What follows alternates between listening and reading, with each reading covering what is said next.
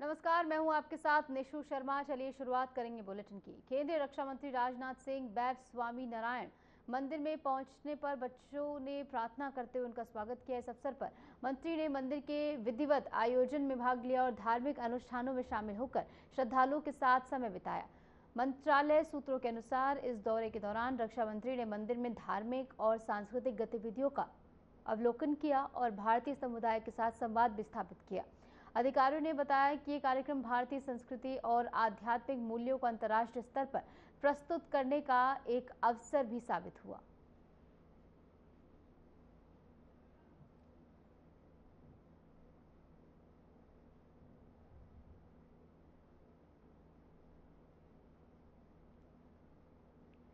रक्षा मंत्री राजनाथ सिंह सिडनी के बैप्स मंदिर में पहुंचे, जहां पर उनकी ओर से विधिवत पूजा अर्चन की गई है और इसी के साथ धार्मिक अनुष्ठानों में वो शामिल हुए। मंत्रालय सूत्रों के अनुसार यहां पर जो भारतीय समुदाय, जो प्रवासी भारतीय समुदाय है, उनसे भी संवाद राजनाथ सिंह ने स्थापित किया और ऐसे में दोनों ही देशों के बीच सांस्कृतिक महत्व किस प्रकार यहाँ पर उजागर किया गया है, इस बात की बानगी यहाँ पर देखने को मिली है। और जैसे कि आप तस्वीरों में देख रहे हैं, पूजा अर्चना यहाँ पर की गई है। राजनाथ सिंह की ओर से धार्मिक अनुष्ठानों में उन्होंने भाग लिया। भारतीय संस्कृति का अंतर्राष्ट्रीय प्रदर्शन यहाँ पर देखने को मिला और बैप्स मंदिर जहाँ पर राजनाथ सिंह पहुंचे और इसी के साथ तमाम अन्य गणमान्य जन भी इस दौरान उनके साथ यहाँ पर उपस्थित रहे। और इसी के साथ साथ भारतीय समुदाय के जो प्रवासी लोग यहाँ पर रह रहे हैं, उनसे भी राजनाथ सिंह ने मुलाकात की है। बच्चों ने यहाँ पर राजनाथ सिंह का सबसे पहले स्वागत किया और उसके बाद यहाँ पर पूजा अर्चना करने के लिए राजनाथ सिंह अंदर पहुंचे। भारत ने सद्भावना के प्रतीक के रूप में अफगानिस्तान को 20 एम्बुलेंस उपहार में दी हैं। विदेश मंत्री डॉक्टर एस जयशंकर ने इस अवसर पर 5 एम्बुलेंस व्यक्तिगत रूप से अफगान विदेश मंत्री हबीबुल्लाह मुत्ताकी को सौंपे। विदेश मंत्रालय के सूत्रों के अनुसार ये कदम दोनों देशों के बीच सहयोग और मित्रता को मजबूत करने का एक महत्वपूर्ण प्रतीक है। ये सहयोग विशेष रूप से अफगानिस्तान के स्वास्थ्य सेवाओं और आपातकालीन सेवाओं को बेहतर बनाने में सहायक होगा। और ऐसे में अफगानिस्तान के जो विदेश मंत्री हैं, तालिबान विदेश मंत्री कहें, पहली बार भारत यात्रा पर आए हैं और ऐसे में जयशंकर से उनकी मुलाकात बेहद खास रही। जयशंकर की ओर से 5 एम्बुलेंस उनको यहां पर सौंपी गई हैं। जैसे कि आप तस्वीरों में देख रहे हैं, इससे स्वास्थ्य सेवाओं में सुधार होगा और आपातकालीन सेवाओं को मदद भी इसके जरिए मिलती हुई नजर आएगी। तो एस जयशंकर के साथ यहाँ पर तालिबानी मंत्री की मुलाकात और दोनों ही देशों के बीच सहयोग को अब किस प्रकार बढ़ावा दिया जाएगा, ये देखना भी महत्वपूर्ण होगा, क्योंकि अफगानिस्तान में तालिबानी शासन के बाद भारत की ओर से भी जो है उसे एक देश के तौर पर मान्यता देने को लेकर जो है साफ इनकार कर दिया गया था।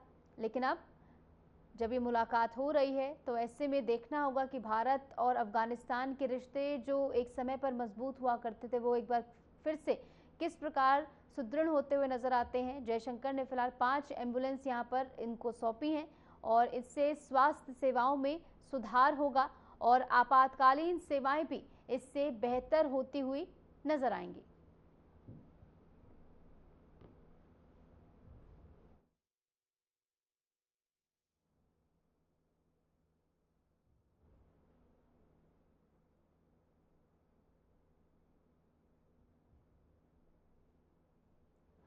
बढ़ेंगे आगे। राष्ट्रीय संग्रहालय के महानिदेशक गुरमीत सिंह चावला और 11 वरिष्ठ भारतीय भिक्षु 11 से लेकर 18 अक्टूबर 2025 तक रूस के कलमिकिया गणराज्य की राजधानी एलिस्टा में आयोजित होने वाली प्रदर्शनी में भाग लेने के लिए रवाना हुए। प्रतिनिधिमंडल का नेतृत्व उत्तर प्रदेश के उप मुख्यमंत्री केशव प्रसाद मौर्य कर रहे हैं। रवाना होने से पहले प्रतिनिधिमंडल ने गौतम बुद्ध के पवित्र अवशेषों की पूजा अर्चना की।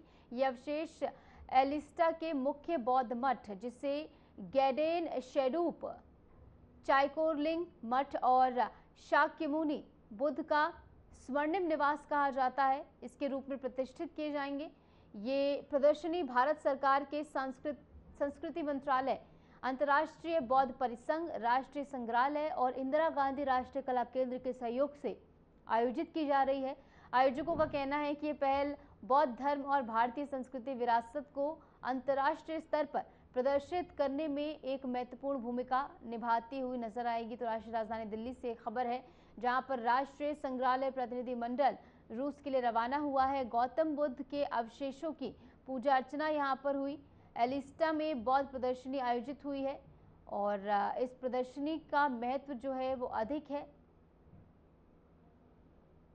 और राष्ट्रीय संग्रहालय प्रतिनिधिमंडल फिलहाल रूस के लिए रवाना हो गया है और इसका प्रतिनिधित्व उत्तर प्रदेश के उप मुख्यमंत्री केशव प्रसाद मौर्य की ओर से किया जा रहा है। वो इस प्रतिनिधिमंडल का निर्देशन कर रहे हैं और ऐसे में देखिए जहां पर गौतम बुद्ध के अवशेषों की पूजा अर्चना सबसे पहले की गई और उसके बाद प्रतिनिधिमंडल जो है वो रवाना हुआ रूस के लिए। एलिस्टा में बौद्ध प्रदर्शनी आयोजित हुई है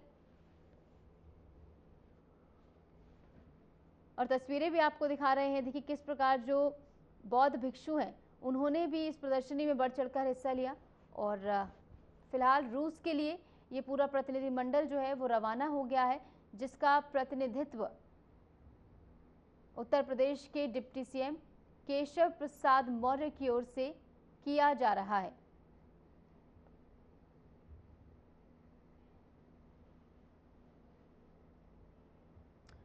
बढ़ेंगे आगे। केंद्रीय रेल मंत्री अश्विनी वैष्णव ने नई दिल्ली रेलवे स्टेशन में हाल ही में बने होल्डिंग एरिया का निरीक्षण किया। मंत्री ने निरीक्षण के दौरान स्टेशन की नई सुविधाओं, यात्री सुविधा और प्रबंधन व्यवस्था का जायजा लिया है। अधिकारियों ने मंत्री को होल्डिंग एरिया की सुरक्षा, संचालन और यात्री सुविधाओं के बारे में अवगत कराया। इसके बारे में जानकारी साझा की। रेल मंत्रालय ने बताया कि ये नया होल्डिंग एरिया यात्रियों के लिए आरामदायक और व्यवस्थित सुविधा सुनिश्चित करने के लिए तैयार किया गया है और राष्ट्रीय राजधानी दिल्ली में रेल मंत्री अश्विनी वैष्णव ने स्टेशन का निरीक्षण किया है। नई होल्डिंग एरिया का उद्घाटन उनकी ओर से किया गया और यात्री सुविधाओं का जायजा उनकी ओर से यहां पर लिया गया। सुरक्षा और संचालन पर खासा ध्यान केंद्रित यहां पर रहा और तमाम अधिकारियों के साथ अश्विनी वैष्णव जो है होल्डिंग एरिया में पहुंचे और वहां पर जाकर तमाम सुविधाओं का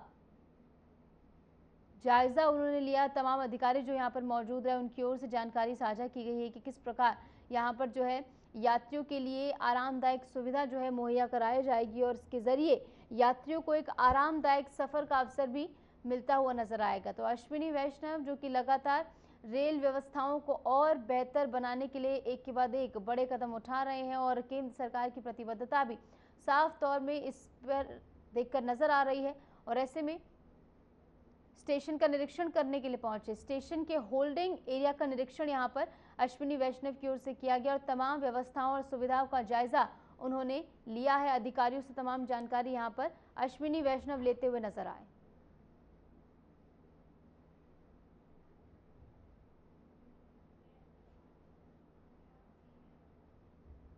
बढ़ेंगे आगे। उज्जैन में मध्य प्रदेश के मुख्यमंत्री डॉक्टर मोहन यादव ने विक्रम विश्वविद्यालय का नाम बदलकर सम्राट विक्रमादित्य विश्वविद्यालय करने की आधिकारिक घोषणा की है। इस अवसर पर मुख्यमंत्री ने नए नाम की पट्टिका का अनावरण किया और इसे प्रदेश की सांस्कृतिक विरासत से जोड़ते हुए ऐतिहासिक निर्णय बताया। मुख्यमंत्री मोहन यादव ने कहा कि हमारे स्वतंत्रता सेनानियों ने मिलकर विक्रम विश्वविद्यालय की स्थापना कराई थी। इस विश्वविद्यालय से कई महान हस्तियां निकली हैं जिनका देश के विकास में एक बड़ा योगदान रहा है। उन्होंने आगे कहा कि सम्राट विक्रमादित्य का इतिहास अद्भुत और प्रेरणादायी रहा है, इसलिए विश्वविद्यालय उनके नाम से जाना जाना चाहिए। सम्राट विक्रम विश्वविद्यालय पद्म भूषण पंडित सूर्यनारायण व्यास जी ने और बाकी उस समय के तत्कालीन काफ़ी हमारे स्वतंत्रता सेनानियों ने सबने मिलकर के विक्रम विश्वविद्यालय की स्थापना कराई थी।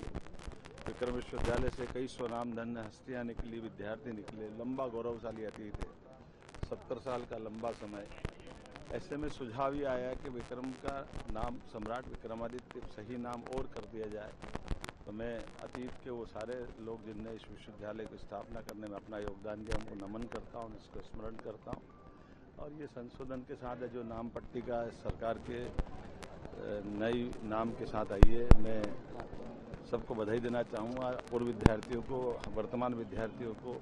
और ये सही अर्थ में विक्रमादित्य के उस उज्जवल चरित्र से और एकदम नाम से ही स्पष्ट होगा विक्रमादित्य का अद्भुत इतिहास रहा है। ऐसे में सम्राट विक्रम विश्वविद्यालय के नई नाम पट्टिका लोकार्पण के अवसर पर मेरी अपनी ओर से बधाई।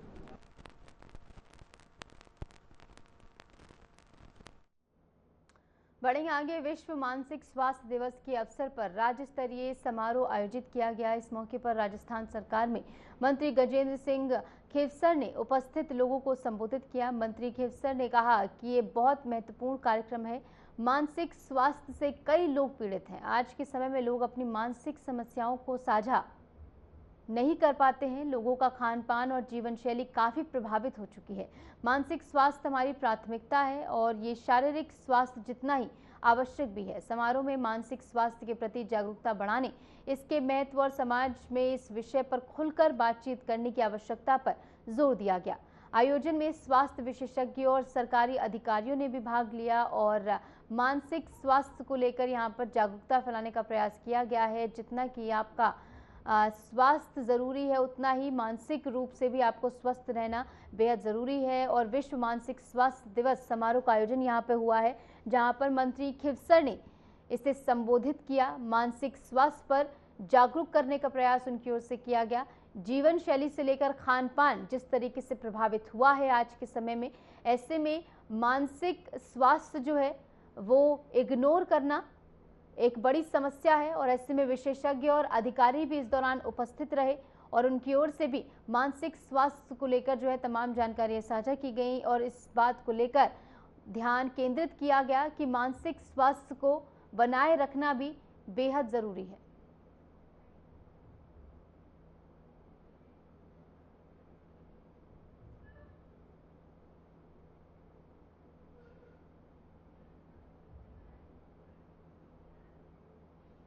तो जीवन शैली और खान पान जिस तरीके से प्रभावित है और ऐसे में मानसिक स्वास्थ्य को किस प्रकार से जो है इग्नोर किया जा रहा है, उसी के मद्देनजर यहाँ पर विश्व मानसिक स्वास्थ्य दिवस समारोह का आयोजन किया गया, जहाँ पर तमाम विशेषज्ञ भी इस दौरान मौजूद रहे और उनकी ओर से भी मानसिक स्वास्थ्य को लेकर जो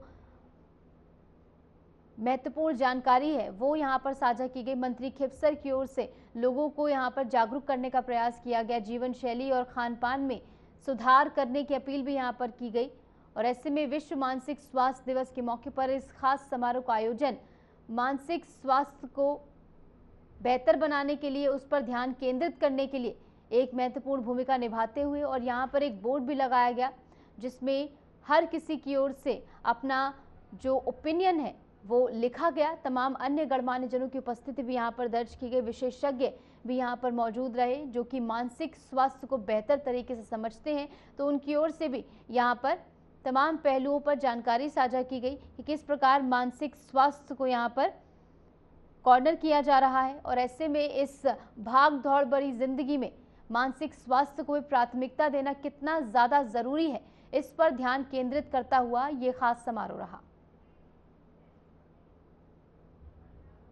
टोक्यो ओलंपिक पदक विजेता मुक्केबाज लवलीन बोरगोहेन ने एडिडास इंडिया द्वारा आयोजित शेक आउट रन में हिस्सा लिया। इस कार्यक्रम का उद्देश्य स्वास्थ्य और फिटनेस को बढ़ावा देना और लोगों में खेल के प्रति उत्साह जगाना बताया गया। लवलीन ने रन के दौरान प्रतिभागियों के साथ संवाद किया और उन्हें खेल और नियमित व्यायाम के महत्व के बारे में प्रेरित किया।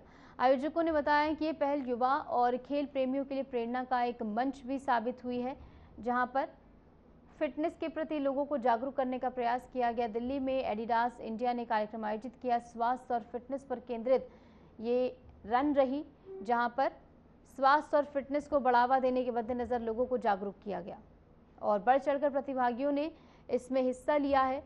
और इसी के साथ स्वास्थ्य और फिटनेस को बढ़ावा देने के मद्देनजर ये रन काफ़ी ज़्यादा महत्वपूर्ण और इसकी सराहना भी हर ओर की जा रही है।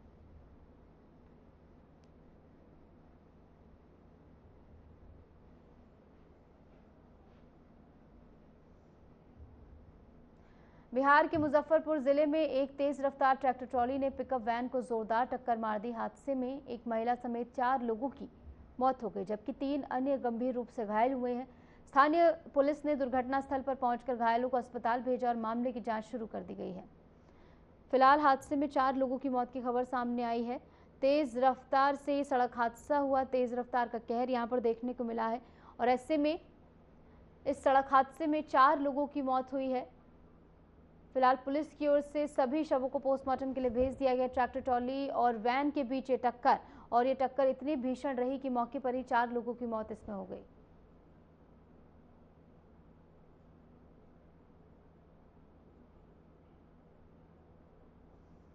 खबर पलवल से है, जहां पुलिस ने नकली डीएपी उर्वरक की 150 बोरियां जब्त की हैं। इसके अलावा परिवहन में इस्तेमाल 2 वाहन भी कब्जे में लिए गए। पुलिस ने बताया कि ये गिरोह खेती करने वाले किसानों को बेईमानी से नुकसान पहुंचा रहा था। मामले की जांच जारी है और आरोपियों की गिरफ्तारी के लिए लगातार पुलिस की ओर से प्रयास यहां पर किए जा रहे हैं। तो पलवल में नकली उर्वरक जब्त किया गया है। पुलिस को 150 बोरी नकली उर्वरक यहां से बरामद हुआ है। पुलिस ने फिलहाल कार्रवाई तेज कर दी है। अभियुक्तों की गिरफ्तारी लगातार जारी है और आश्वासन दिया गया है कि जो भी इसमें सम्मिलित पाया जाएगा उसकी जल्द से जल्द गिरफ्तारी की जाएगी। तो 150 नकली उर्वरक की बोरियां यहां से बरामद हुई हैं। ऐसे में पुलिस की ओर से इस पूरे जो सिंडिकेट है इसके बारे में जानकारी निकाली जा रही है। कहां से ये नकली उर्वरक बनाया जा रहा है, कहां पर इसे भेजा जा रहा था, शुरू से लेकर अंत तक की पूरी जांच जो है पुलिस की ओर से फिलहाल की जा रही है। 150 बोरियां उर्वरक यहां से बरामद हुई है। फिलहाल इस नकली उर्वरक को पुलिस ने बरामद कर लिया है। वहीं आरोपियों की गिरफ्तारी के लिए पुलिस की ओर से लगातार प्रयास किए जा रहे हैं।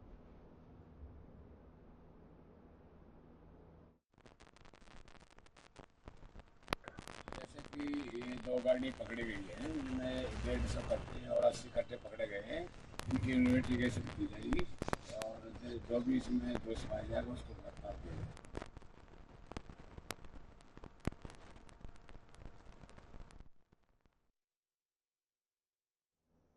तमिलनाडु के थूथुकुडी के प्रसिद्ध वैकुंडा पाथी पेरुमल मंदिर में सैकड़ों श्रद्धालु पूजा अर्चना और दर्शन के लिए पहुंचे। भक्त मंदिर में लंबी कतारों में खड़े होकर विधि पूर्वक पूजा कर रहे हैं। मंदिर प्रशासन ने भीड़ को व्यवस्थित करने के लिए सुरक्षा और व्यवस्थाओं को कड़ा किया है।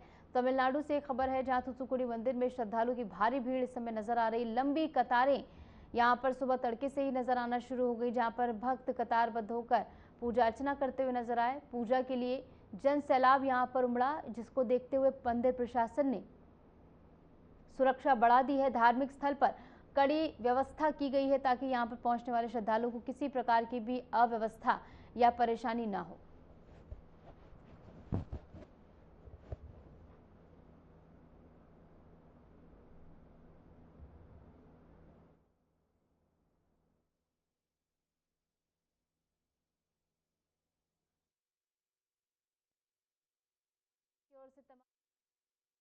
यहाँ पर पुख्ता की गई और श्रद्धालुओं की भारी भीड़ यहाँ पर नजर आई। कतारबद्ध होकर तमाम श्रद्धालु जो है पूजा अर्चना करने के लिए यहाँ पर पहुंचे। ऐसे में भारी भीड़ को देखते हुए मंदिर प्रशासन ने भी तमाम तैयारियां यहाँ पर पुख्ता की और व्यवस्थाओं को यहाँ पर पूर्ण रूप से पुख्ता किया गया ताकि किसी भी प्रकार की परेशानी यहाँ पर पहुंचने वाले श्रद्धालुओं या फिर यहाँ पहुंचने वाले लोगों को ना होने पाए। धार्मिक स्थल पर कड़ी व्यवस्था इस समय देखने को मिल रही है और तमाम श्रद्धालु जो पहुंच रहे हैं वो भी बेहद शांतिपूर्वक और धैर्य के साथ कतारों में खड़े होकर अपनी बारी का इंतजार कर रहे हैं और अपनी बारी आने के बाद शांतिपूर्वक पूजा अर्चना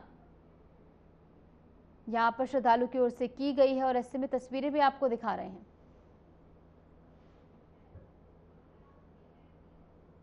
देश भर में करवा चौथ का पर्व धूमधाम से मनाया गया। राजधानी दिल्ली में मुख्यमंत्री रेखा गुप्ता ने करवा चौथ कार्यक्रम में भाग लिया। इस अवसर पर गायिका जसपिंदर नरूला और कई अन्य महिलाएं मुख्यमंत्री के आवास पर एकत्रित होकर व्रत की रस्मों में शामिल हुई। गुजरात के सूरत में महिलाओं ने अपने घरों में पारंपरिक रीति रिवाजों के साथ करवा चौथ का त्योहार मनाया।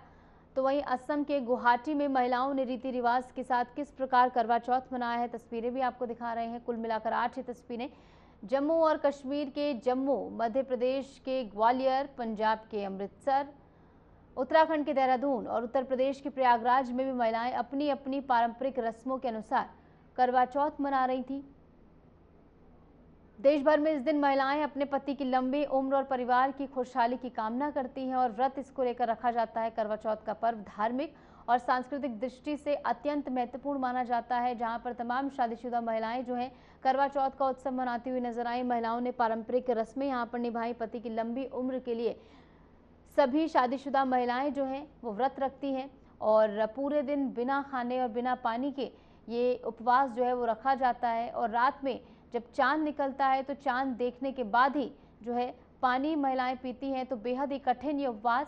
ऐसे में 8 तस्वीरें हम आपको दिखा रहे हैं। उत्तर प्रदेश की पहली तस्वीर, तो वहीं उत्तराखंड, गुजरात, गुवाहाटी जम्मू कश्मीर, दिल्ली, पंजाब और मध्य प्रदेश से भी ये तस्वीरें हैं, जहां पर आप इन तस्वीरों को देखेंगे तो पाएंगे कि किस प्रकार पारंपरिक वेशभूषा में सभी महिलाएं जो है वो तैयार हुई और उसके बाद उनकी ओर से सज धर कर करवा चौथ का त्यौहार जो है वो मनाया गया और पति की लंबी उम्र की कामना यहाँ पर सभी महिलाओं ने की है। ऐसे में देश भर में करवा चौथ का त्यौहार जो है वो धूमधाम से मनाया गया है और महिलाओं ने पारंपरिक रस्में निभाई और पति की लंबी उम्र की कामना महिलाओं की ओर से की गई। देश भर में किस प्रकार जो है करवा चौथ का त्यौहार मनाया गया, 8 तस्वीरें भी आपकी टेलीविजन स्क्रीन पर। उत्तर प्रदेश की पहली तस्वीर, तो वहीं उत्तराखंड, गुजरात, गुवाहाटी, जम्मू कश्मीर, दिल्ली, पंजाब और मध्य प्रदेश से तस्वीरें, जहां पर सभी व्रती महिलाओं ने चांद देखने के बाद अपना उपवास खोला और पति की लंबी उम्र की कामना की। और फिलहाल के लिए हमारे इस खास बुलेटिन में इतना ही। नमस्कार।